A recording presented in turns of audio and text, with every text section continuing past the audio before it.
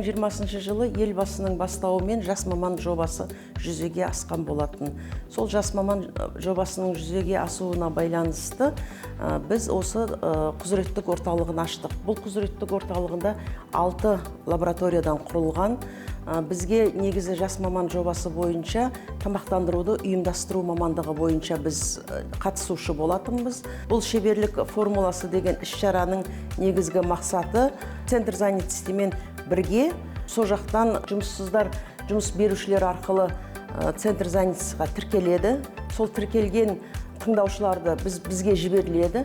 Тыңдаушылар осы жерге келіп, яғни 3 айлық, 6 айлық курсты өтеді. 3 айлық, 6 айлық курста олар белгілі бір мамандық бойынша, яғни бізде аспаздық ісі бойынша, кондитерлік ісі бойынша және тігін шеберханасы бар, тігін ісі бойынша олар өздеріне сертификат алып шығады. Сол сертификат арқылы жұмыс берушілерге олар жұмысқа орналасып, ары қарай өздерінің жұмыстарын жалғастырады. Жұмыспен қамту орталығымен біз 2019 жылдан бастап жұмыс істеп жатырмыз. Осы 3 жыл арасында 266 тыңдаушы келіп, 238-і бітіріп шықты. Оның ішінде 205-і жұмыс жасап жатыр, өз алған мамандықтары бойынша.